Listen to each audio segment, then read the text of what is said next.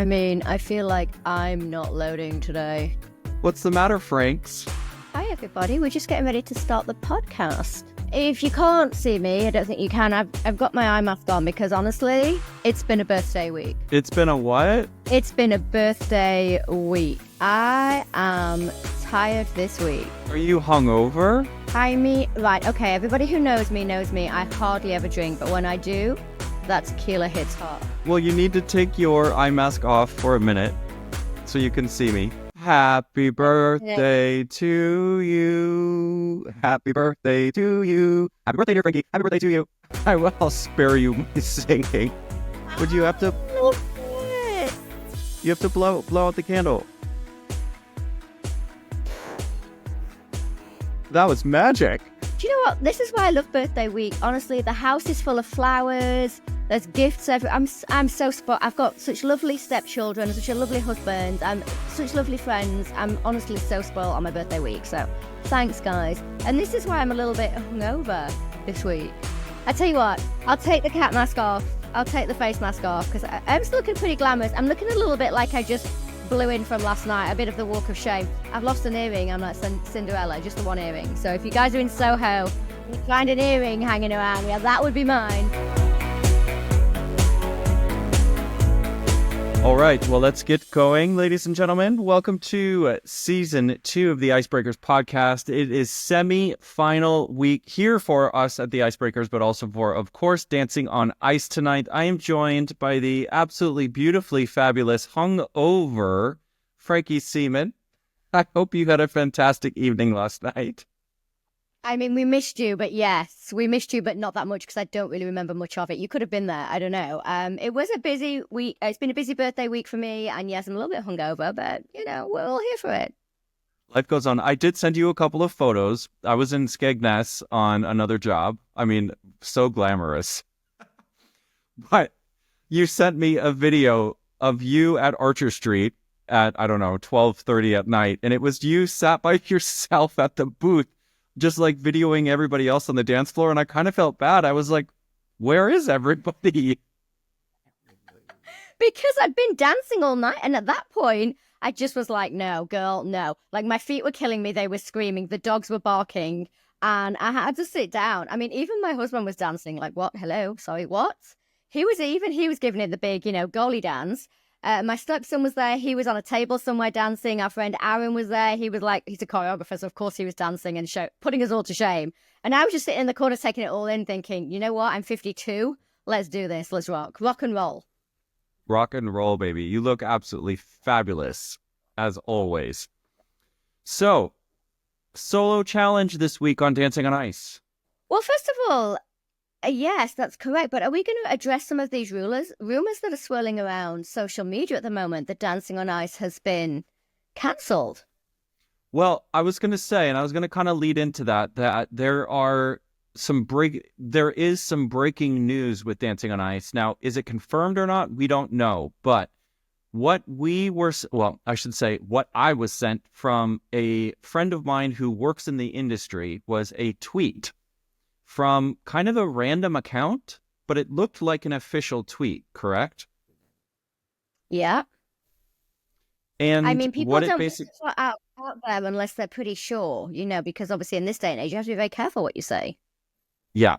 And basically, it was rumored that this is now the last season of Dancing on Ice, the last series, due to low viewing figures, or I should actually pull up it's on my other phone, so I can't get into it. But yeah, and then I dug through the internet. This was probably about 6:00, and I couldn't find anything online. I couldn't find any official source. But then by 7:00, 7:30, it was all over the papers. So rumored, not official. I don't know. I think this goes into another situation where the British media like to sensationalize things. It's a bit dangerous because people's careers are involved. You know what I mean? And it kind of just spoils the whole vibe of we're going into the final here of Dancing on Ice. I agree with you, but I don't think the British press are going to stand on their laurels with a story like this and go, oh, we don't want to hurt people's feelings. I mean, the time for that was a long time ago. I think, this show has been struggling for a really long time. It's needed a revamp for a really long time. That opportunity has been missed. I think the previous production team that were on the show have probably missed those opportunities. I think the new production team that have come in have done some great things with reformatting it and bringing back some of the older stuff that the fans knew and loved, and also bringing back a few new touches, which I think have gone down very well. But is it too little too late? Well, yeah, it seems that way if that's the case. And it makes me really sad. I'm actually heartbroken if that's the case. Yeah, I mean, I think it's something that where this information came from, we'll probably never know. But it was a little bit coincidental that as soon as the dress rehearsal had finished, that this information came out. So was it a matter of somebody in the studio watching the dress rehearsal was expecting to hear? Because typically series after series after series, at the end of the semifinals, they always say, hey, we're so looking forward to next year. And they didn't today. So is that just somebody reading into it, or did somebody see a script backstage, or I don't know what? I don't know where that would have come from, because there's been nothing officially said by ITV or Dancing on Ice or anybody involved in the show that we know of that has said anything. So I don't know. But look, in the past we've seen press leaks, multiple press leaks through the Dancing on Ice press office. Some of them have been, a little bit more organized than others, and some of them have not. And if somebody's got a grudge and knows that this is happening, it may be that they were like, you know what, we're going to tell people, because maybe they're as sad as we are about it. Yeah. Oh, absolutely. 100%. But I just hope that they told the professionals before this leaked. I mean, they certainly, a press office would always have some sort of liaison with the press. So if a big story like this was going to be leaked, the press would go to the press officers and say, hey, we've been told on good authority, can you confirm or deny? So whether they confirmed or denied or said no comment, they would definitely have known that this story was going to go to press. And if they haven't told the performers, the judges, the hosts, the skaters, before it's gone out, then that's a real tragedy, because nobody wants to find out that your job's on the line through a leaked press piece. Right? Yeah, absolutely. No. All right. Well, let's move on to some better news. The show still happened.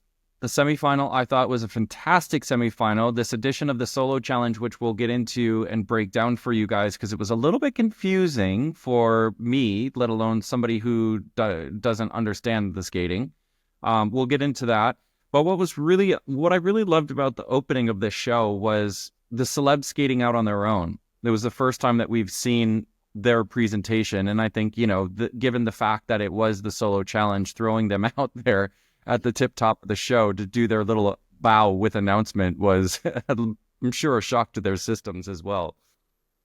There was some shaky stoppings, weren't there? I mean, usually you have your partner to hold on to, and I know as a female partner, sometimes it can be hard to stop your skating partner, your male partner, when they're coming at you that fast. But you always manage to put the brakes on, and you kind of get into a rhythm of knowing when you need to start stopping in order to reach your spot. But they had no idea without their pro partners, and they just kept rolling through it. It was hilarious. Little Anton was like twizzling around over there on the end. So was Michaela. I saw Michaela just from that really wide shot when they pulled back. It was like this. She just kept spinning around trying to get herself to stop. So it was cute to see. It was, and again, we're now seeing them in their full ability of what they have learned technically with the skating when they don't have their professional with them. So it was really, it was nice to see. It was a nice little, treat to start the show off with. Also, really interesting, which I don't think they've done before yet on the series, is they had the judges, each individual judge, work with each individual couple, kind of playing to what that judge's strengths were with that celeb. And I thought it was a nice little element, because we've not seen that before. And, for the celebs as well, to get to work with that judge for the first time when they've only ever known them from behind the judge's desk was really nice to see. And it created this kind of cool environment for each performance. Well, you're right. We haven't seen each judge work with each couple, but we have seen some of the judges bop in and out with certain couples throughout the series. And we always felt, didn't we? We said that was we thought that was a little bit unfair. So I think you're right. This time to see each couple have a judge with them was interesting. And I thought the way they played it off, because some of them, or some of the time, they brought in the judge. They sort of paired up the judge with the couple that had maybe been the most critical of them from the week before. So I thought that Yep. was really interesting to kind of like have to, as a judge, to have to face that out and say, well, I was critical of you.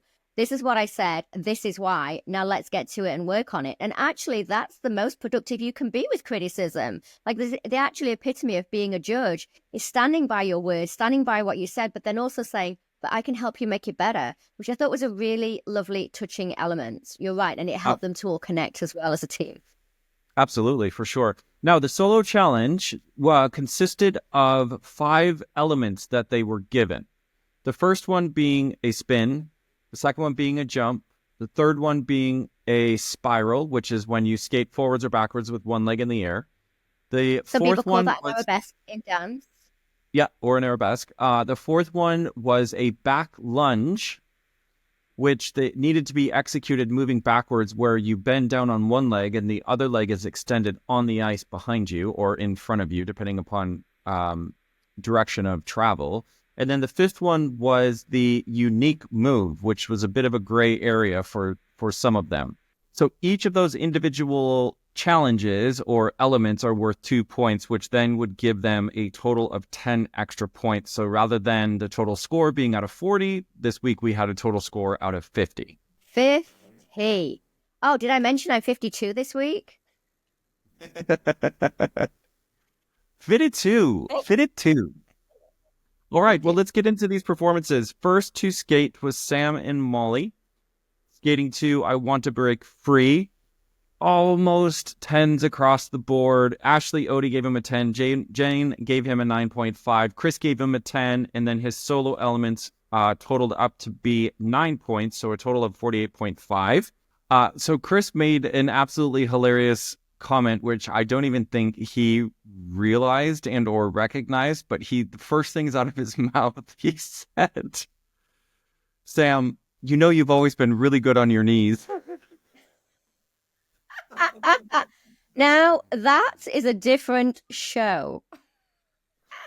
I like, because obviously I write down all the, what the judges say. And I had trouble finishing my notes because I was just laughing at that. And what he meant by that was he's always really good when he's down on his knees. Like he's got great knee bend. And then he did the lunge where the knee is bent. He didn't give him full credit for his challenge due to the fact that his arabesque or spiral wasn't quite at hip level. Now, what we mean by that is if you're watching this, you can obviously see me.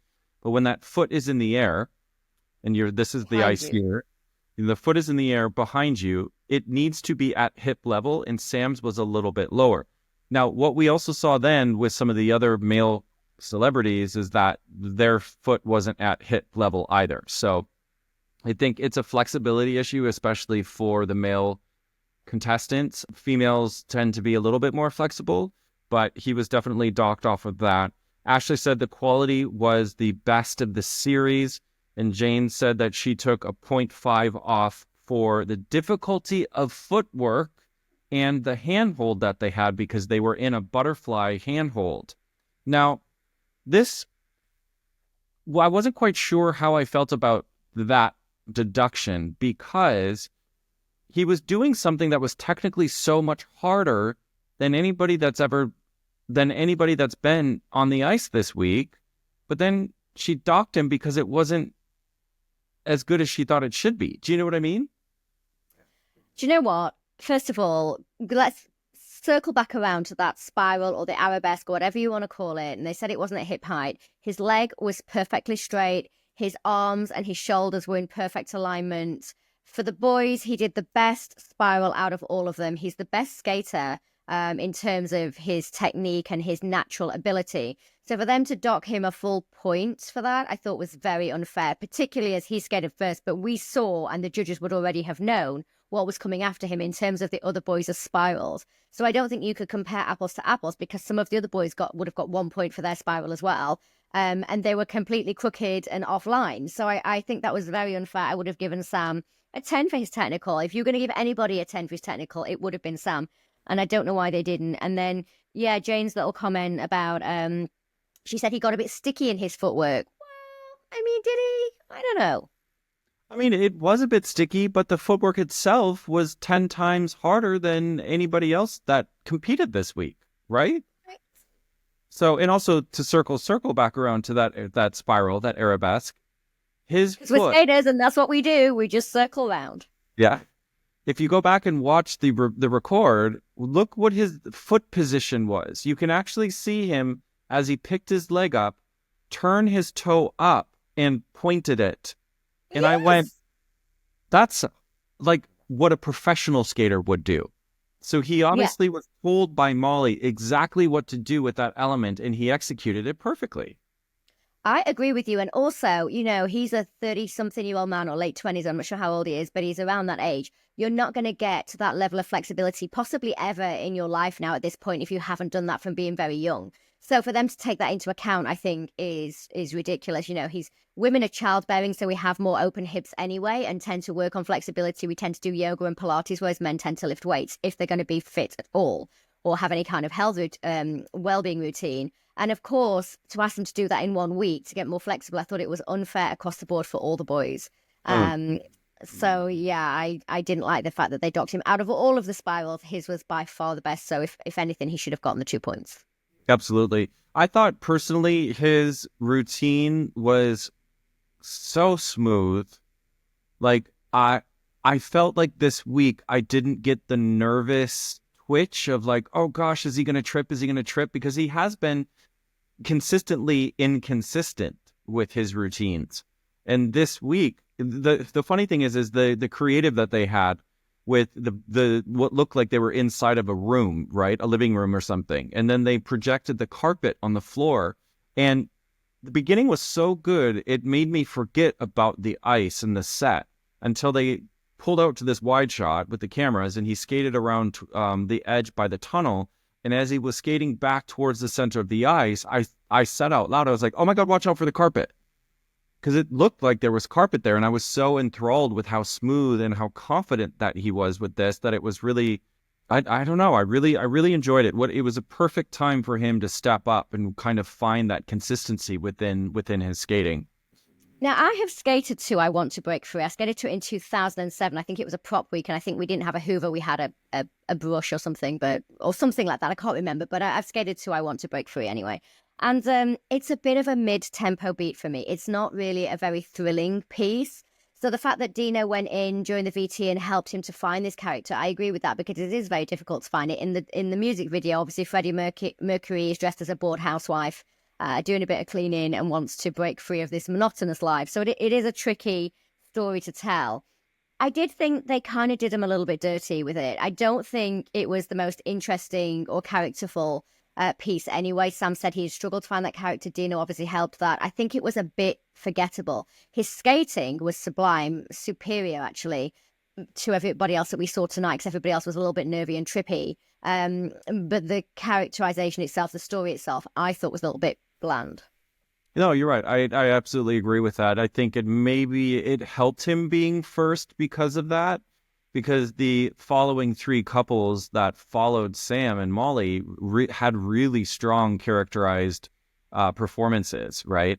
So, yeah, no, I totally agree. It would have been a really difficult routine, not to choreograph, but to perform, because it's like, well, what am I? Who am I in this number? What am I trying to project? Other than, oh, I'm just going to be happy, and now I've got to go do this solo performance, right? With a Hoover, with pyros. I mean, I have to say, a guilty pleasure of mine is hoovering.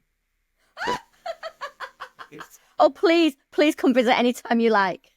I absolutely love to vacuum. Oh, I spent about 20 minutes hoovering stone. I was furious.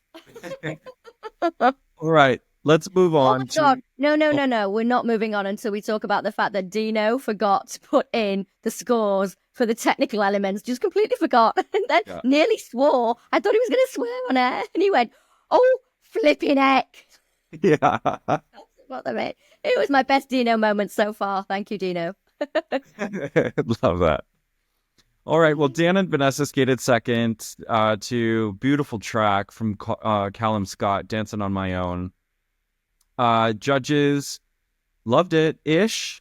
Ashley gave him a 9.5. Odie gave him a 10. Jane and Chris both gave him 9s. And his solo score, his technical score for that solo section was a 6. Ouch, that hurt. Now, you could see as well when he skated over to the Kiss and Cry afterwards that he was disappointed when he saw those scores, right? Well, what I thought was really interesting was at the top of the show, we talked about the solo challenge, and everybody came out and said there's 5 elements, the spin, the spiral, the jump, the individual piece, and then the backwards drag. Great. So you can either choose to do all 5 elements, or you can choose to eliminate 1 or 2 of them and just focus on doing a couple cleanly. Well, he chose not to do the spiral because clearly he was terrible at spirals. And again, we talk about male flexibility and he's never going to be able to master that in a week. So they decided to just nix that on the head, but then they really super penalized him for it. So I feel like actually there wasn't a choice. You actually should have tried at least to do all of the elements. Otherwise, if anything was to go wrong during your routine as well, you've already docked yourself 2 points and possibly more if something went wrong in one of the other elements.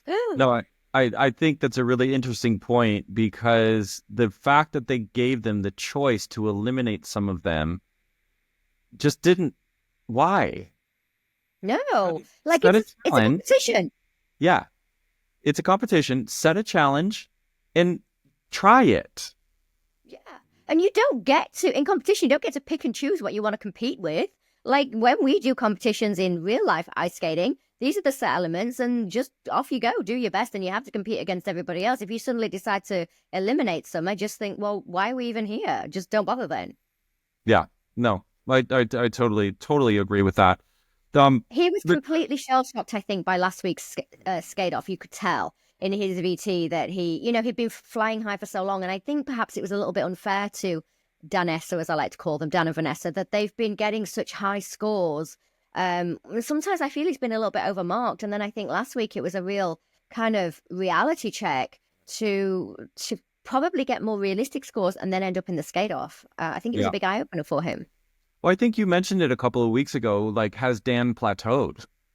And this is what happens, right? When you get to week 6 and you're not getting any better. He was still great. I'm not saying that he wasn't a great skater. He was. And he really took on the challenge of learning how to skate. But when you get to this point now and it's not getting any better and the rest of the pack is catching up with you, you either have to take this challenge on, not talking about the solo challenge, but the fact of continuing each week to raise your own game. And if that skate off knocks you back, your confidence, you got to come back fighting. And I think this week he didn't.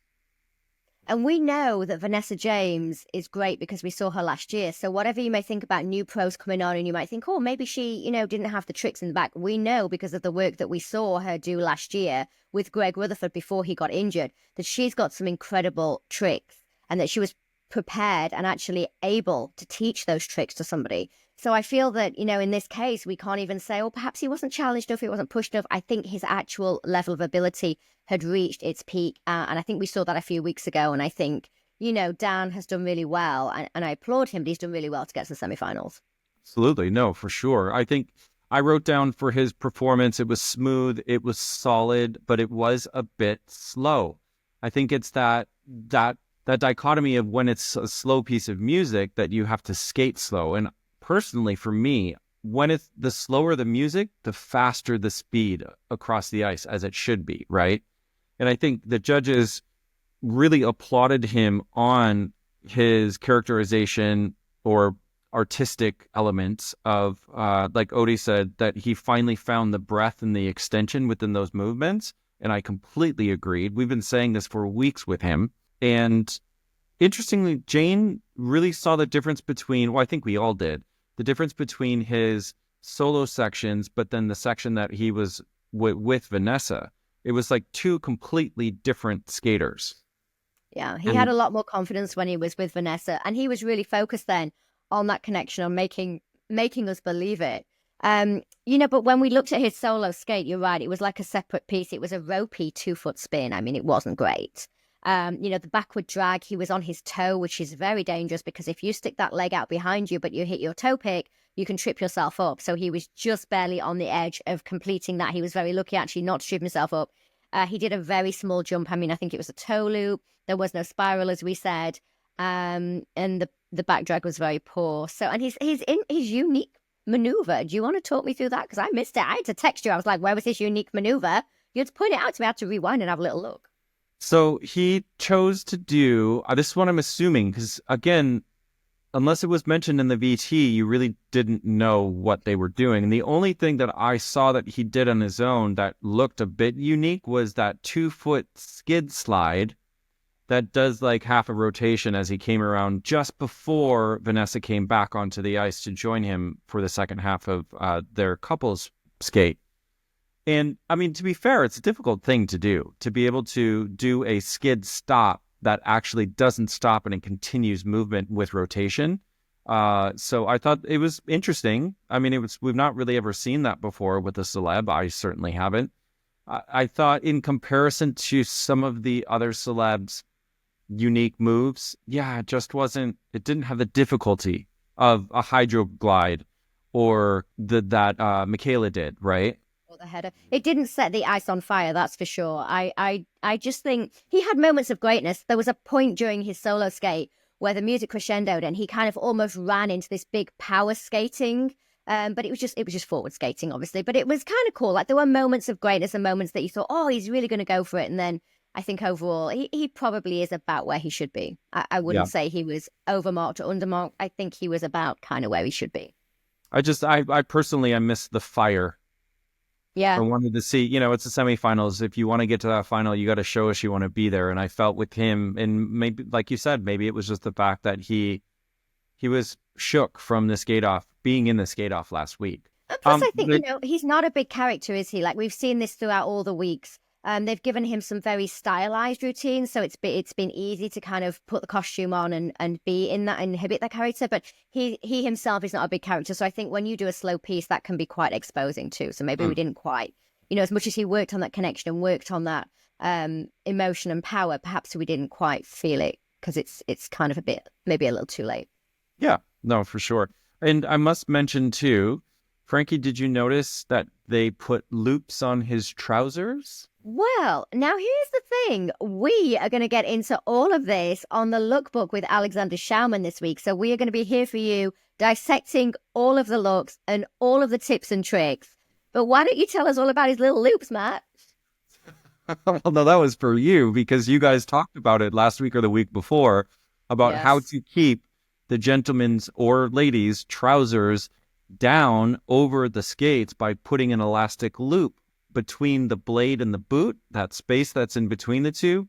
So when you do an extension of the leg or you go down into the ice by bending your knees, that your trousers don't come up and get caught over the top of your skating boots. And I saw the loop there and I was like, they called it. And it's been a huge bugbear for you. You asked us to speak about that last week because you were so furious about the amount of trousers you saw flapping about, and I completely agree with you. So yes, Alexander Schauman and I will be breaking that down on the lookbook and giving that a 10 out of 10 from us. Amazing. Good. All right.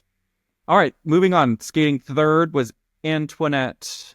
Anton and Annette skating to Ryden solo. I'm going to go through the scores in the comments real quick, and then I got a lot to say about this. 9.5. Just going to dance my way through it. 9.5s across the board. His solo elements got him an extra 7 points for a total of 45 points. Chris said that it was the strongest spin in this series and that his jump was probably about 2 to 3 feet off the ice, which it was amazing. It was great. Huge. And Ashley said, which was really nice to hear, that he actually lit up. His face lit up when he went to go do the solo stuff. We don't normally see that. It normally goes the complete opposite. As soon as that professional disappears, the celeb goes into their shell, right? They usually look like a deer in headlights, right? Yep. And then Jane really enjoyed the versatility of his skating between every week that they've given him something else to do, and he's really taken on the challenge and has really embraced it. So really well-deserved scores. Now, this is what I'm going to say. As we saw, Anton did a lot of dancing, like actual street dancing. Skaters cannot dance. Skaters have a really hard time dancing on ice. It's hard. Some of them do. The vast majority of them do, me included, right? I could do choreography for days, but if you bring in a commercial choreographer, which we'll get into with diversity, if you bring in a commercial choreographer and try and get them to do that on the ice as a professional skater, it just can look really awkward and not very good. But I gotta say, Anton killed it. Knocked it so far out of the park. He could have been at an actual concert.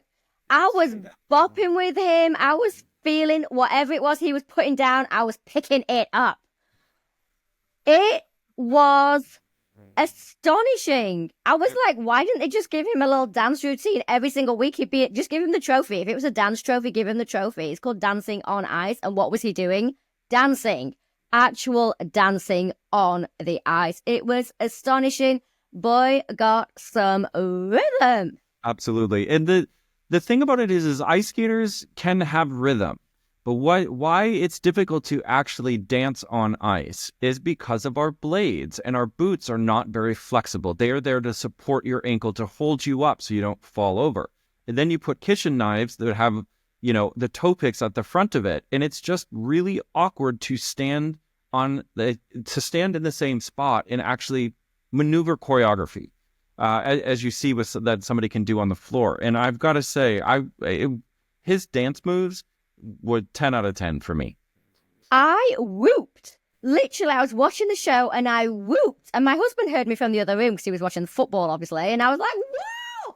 And I think I put on the text, I was like, Anton's going to win it. Literally, it was incredible. He looked so comfortable. It didn't even look like he was focusing. Actually, he looked more comfortable when he was doing the moves that he was doing, the street dance that he was doing, than he did when he had to focus on, perhaps, for example, let's say the spiral, which is one of the arabesque, which is one of the required elements. Yeah. It was astonishingly good.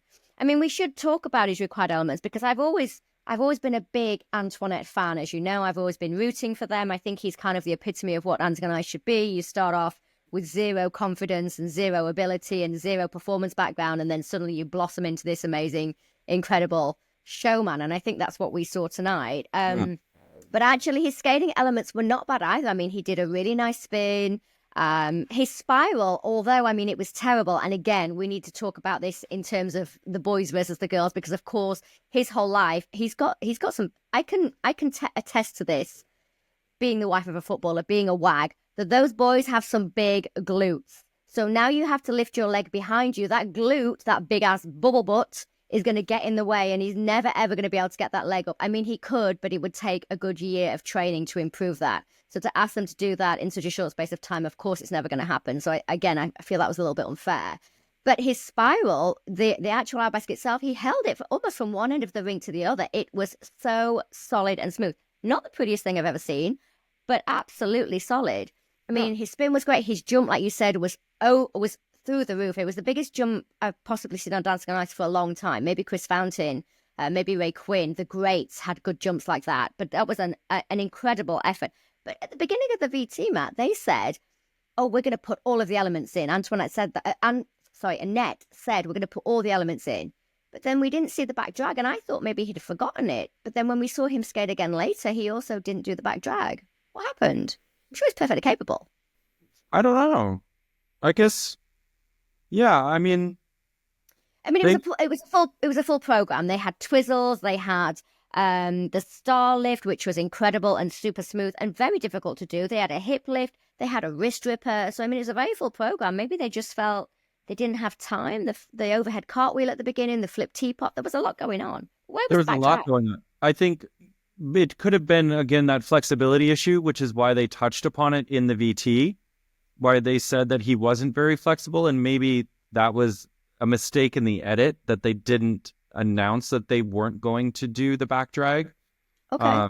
Because I'll buy that. Yeah, it wasn't there. So we know that it was for sure choreographed not there, because when he had to do the skate off, it wasn't there the second time. But I have to say, props to him, because that routine, like you just were mentioning, all of the tricks that were in there, he had some great adagio tricks. And Annette, thank you so much for bringing new things to the show, because we have been asking for it for the past 8 weeks.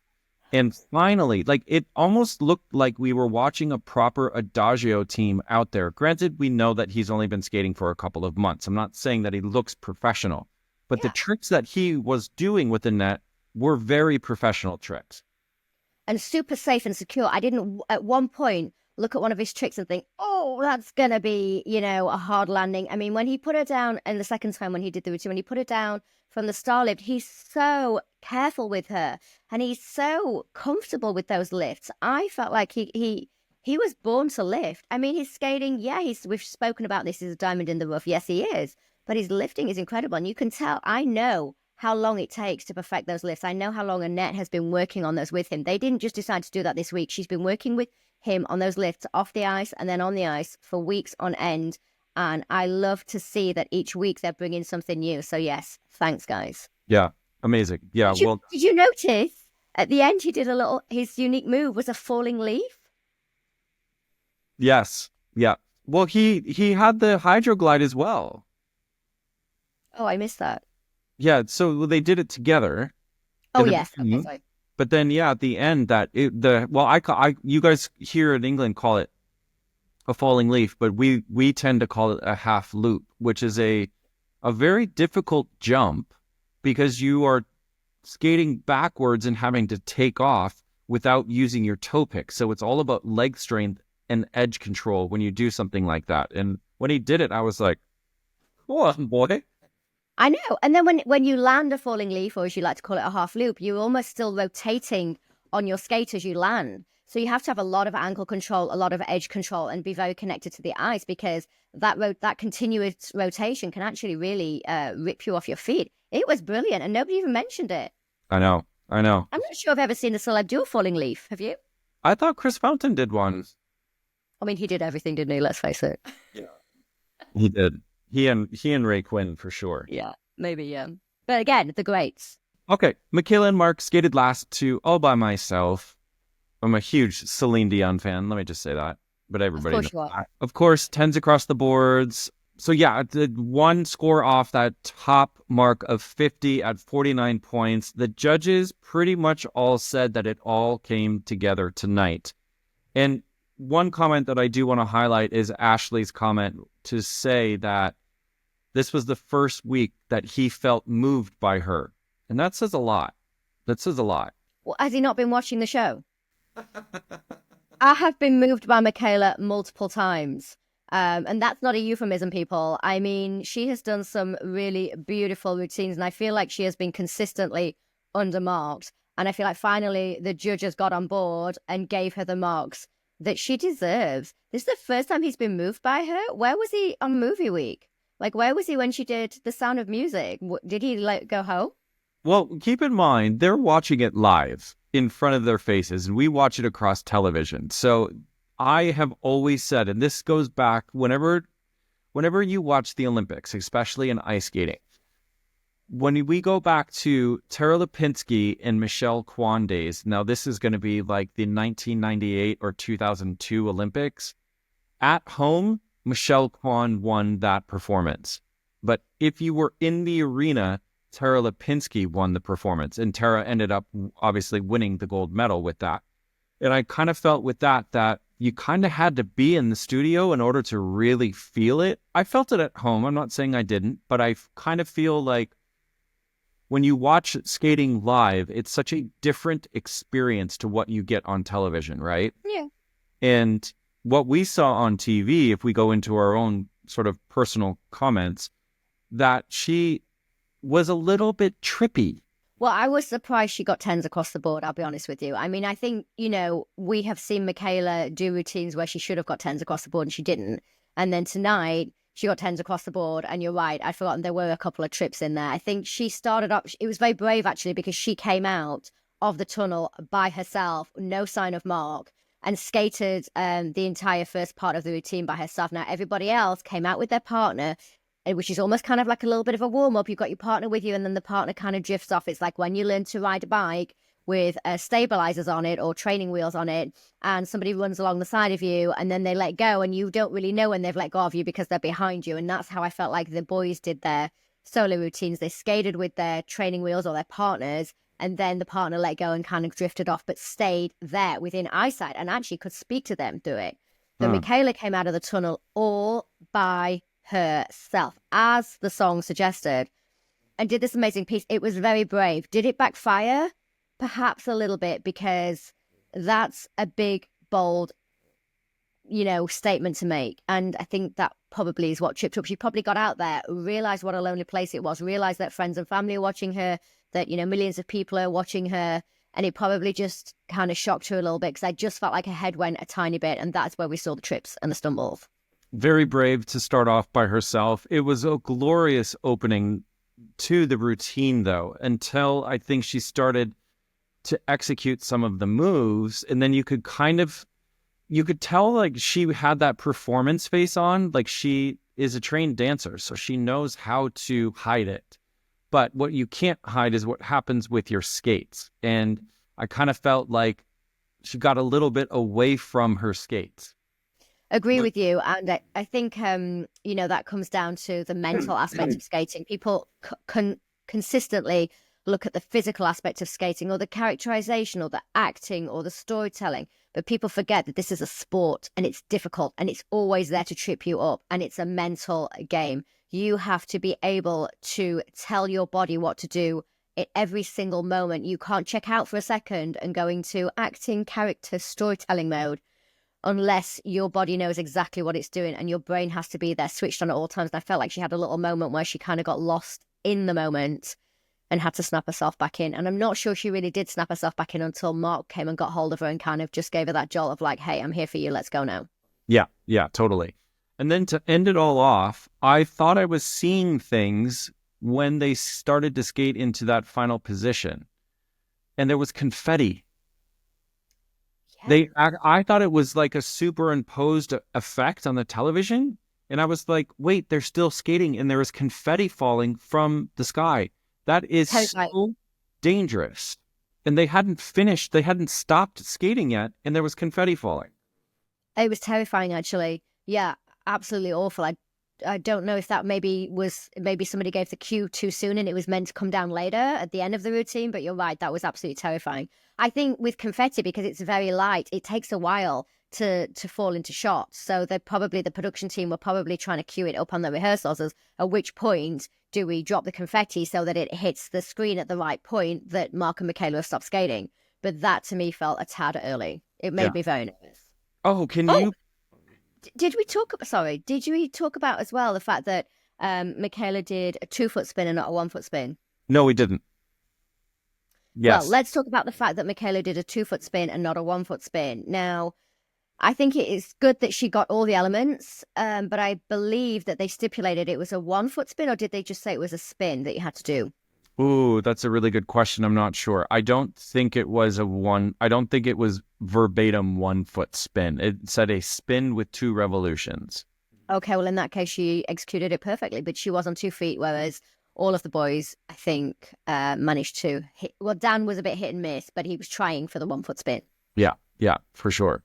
So there we go. There was your semifinalists all wrapped up. We have a look at that leaderboard. Michaela and Mark were on top there with 49. Sam and Molly, 48.5. Anton and Annette, 45 points. Dan and Vanessa at the bottom there with 43.5. And then the votes opened up. Dun, dun, dun. Then we had the pleasure of having 2 professional pieces in the voting number. First up, the British men's champion, Ed Appleby, who has qualified for the World Championships in a couple of weeks in Boston. And I think you may be interviewing him this week, Frankie? Yeah, that's right, folks. Stay tuned. We have a very special bonus edition this week where I will be chatting to Ed and talking all about his career to date and his journey to Worlds, and of course the all-important Europeans next year, which should be taking place in Sheffield. I look forward to speaking to the talent of tomorrow.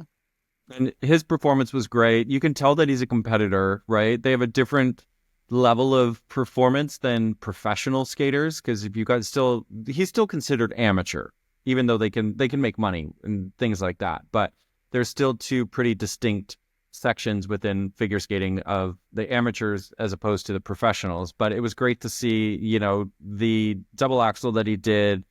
His spins are amazing. It looked like I think he did a triple Lutz, but I couldn't quite tell because the camera shot was so far away. But that's Yeah, I have to say, normally our camera shots are pretty good, but I don't know what happened there, but I didn't enjoy the performance from a camera point of view because it was kind of all over the place. It was making me a bit dizzy. I don't know how people at home felt about it. He's an incredible skater, and his performance, no doubt, was spot on. But yeah, the way it was filmed was a little bit off, maybe. Yeah, for sure. And then we had diversity.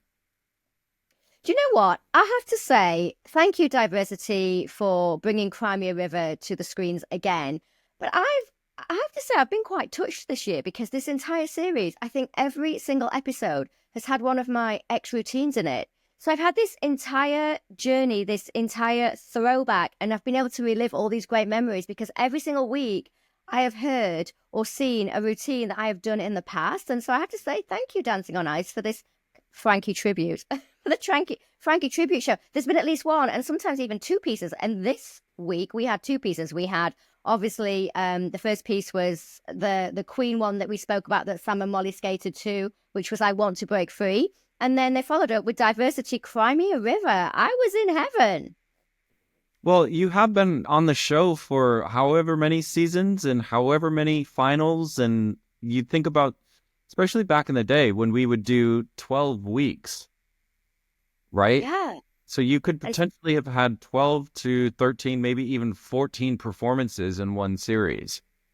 Yeah, it's been bonkers, this series. I feel like they've just literally thrown it back to maybe the heydays of Dancing on Ice, really, because I think we were getting like 10, 12 million viewers. And I think a lot of those viewers, those diehard fans that are still with Dancing on Ice, will have recognized a lot of these routines. And it brought back a lot of Dancing on Ice nostalgia. So I have to say thank you for skating to Crimea River tonight, because that was probably one of my most favorite routines that I ever did. Yeah, it was great. I mean, and I have to say, Ashley Banjo knows how to choreograph. He is fire. Oh my, that man is a real talent when it comes to choreography. Incredible. And creativity. It was so amazing to see them work on the ice, work on the water, work on the stage, the flips, the tricks. And then you had some of the professional ice skaters who just...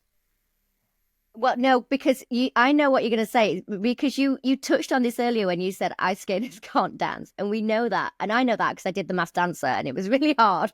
But yeah, I think it doesn't quite translate in the same way, does it? We didn't actually need them, I don't think, really. And also we didn't need, because it was a brilliant routine. I mean, the water tank that they had on there and the guys were splashing around and there was flips and there was tricks and there was spinning on their back. I mean, some real proper breakdancing move, which I love to see.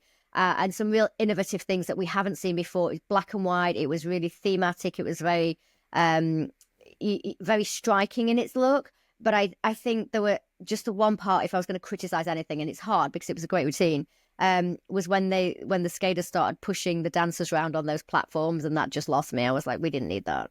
Well, because you can't push a platform and make it look good. No, it's never elegant. You're just basically a prop pusher at this point.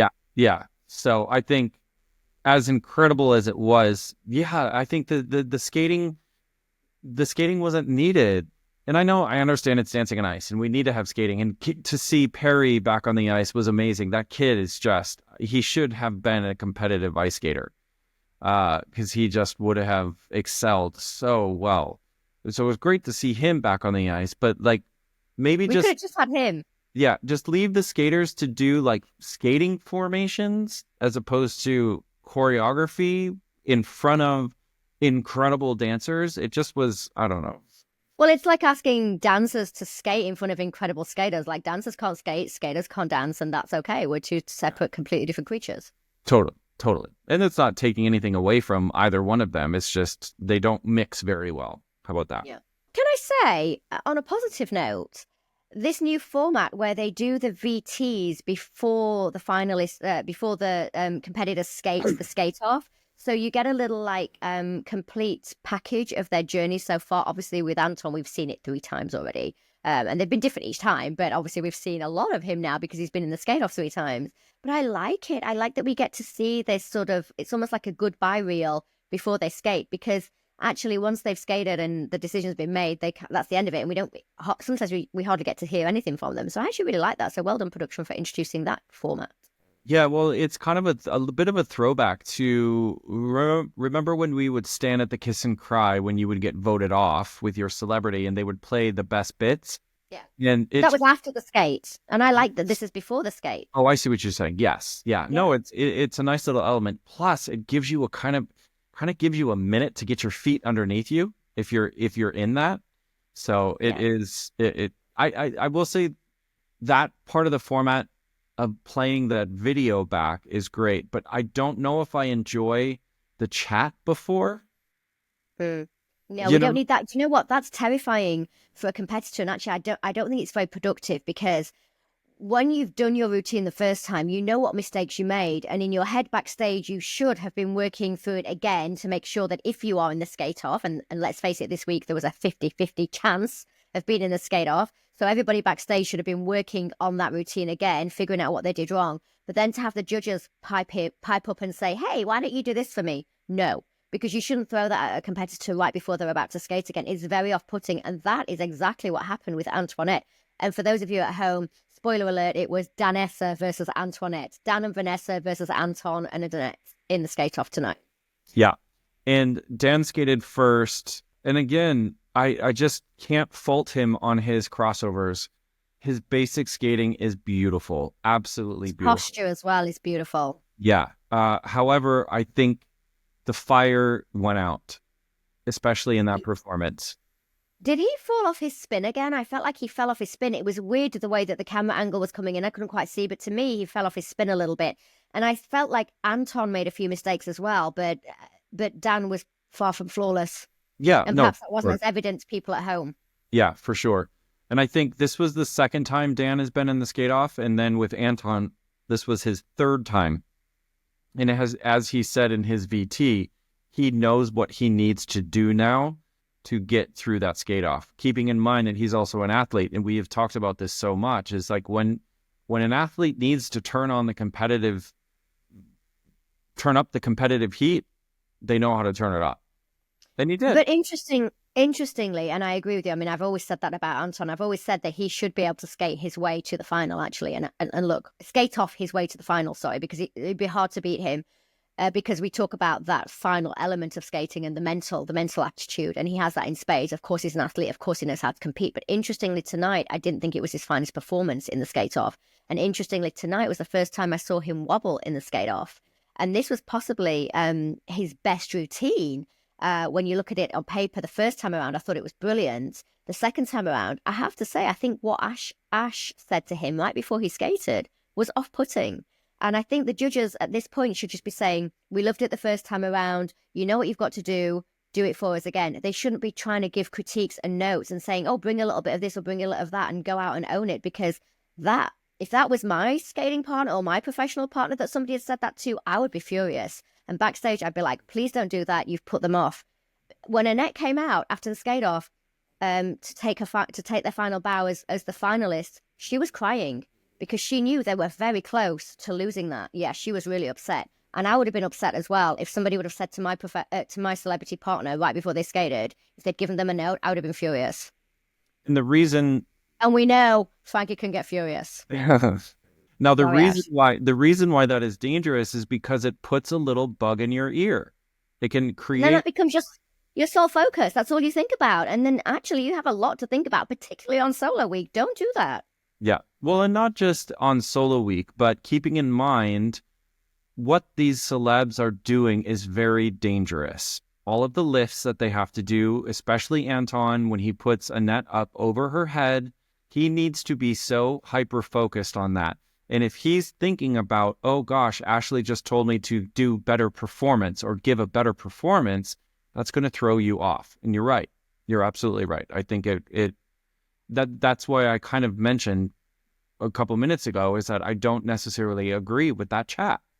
Because It's counterproductive. It might be great for No. TV, but it's counterproductive for the athlete.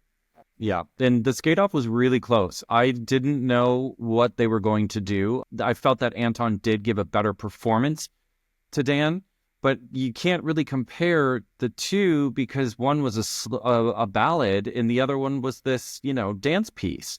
So I honestly didn't know what they were going to do. And yes, the judges did vote unanimous for Anton. The underdog makes the final. Well, congratulations, Anton and Annette. I think it was controversial this week. I have to say, I've been the biggest cheerleaders for Antoinette since day one. I think they've stolen skating fans' hearts, and rightly so. And I think Anton is coming across as this most wonderful, heartwarming soul. However, I'm not sure I would have put them through this week based solely on the skate-off performance. Based on the first performance that they did, 100% all day long. Based on the skate-off performance, no, I wouldn't have put them through. And I thought it was controversial that across the board, every single person put them through. There were a lot of trips, a lot of mistakes, particularly towards the end, particularly in his solo piece. When he went for the header, he tripped. Even at the end of the routine, he was still skating.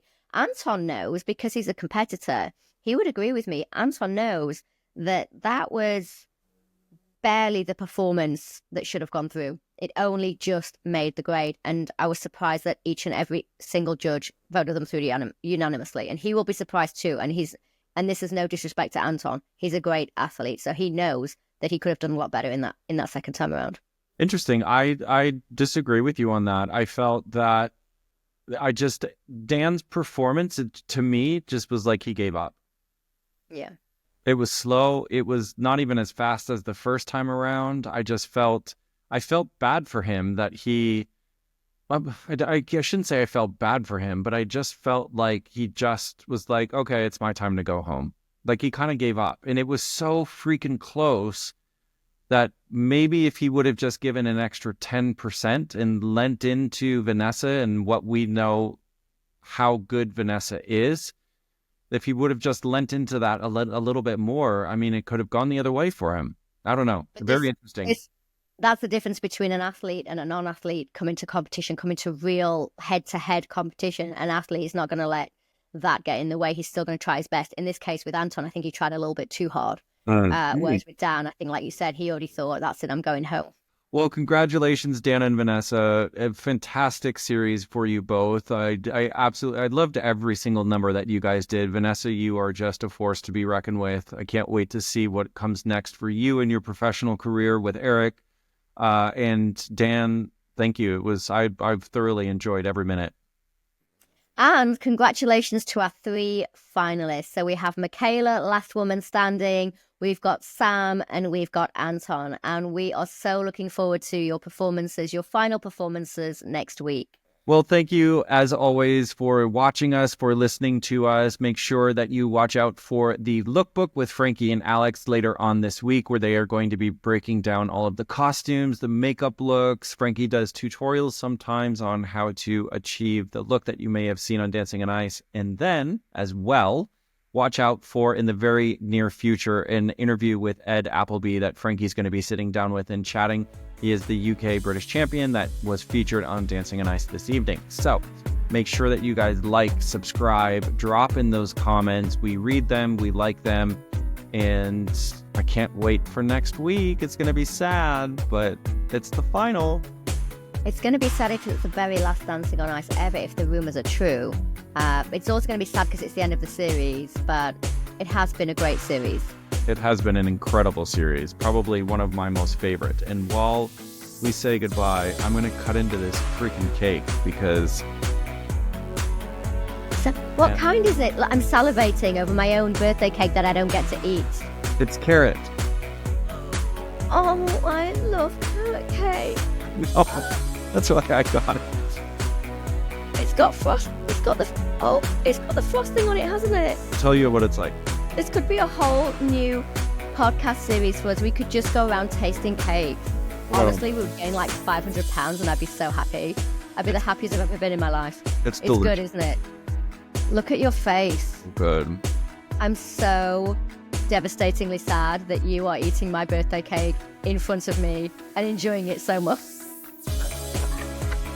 This is possibly the lowest of the low, the cruelest of the cruel. Not to mention I'm 52 as well. And hungover. Hungover. All right, you Speaking guys. of which. Thank you so much for watching, for listening. We will see you guys next week. Bye. Bye.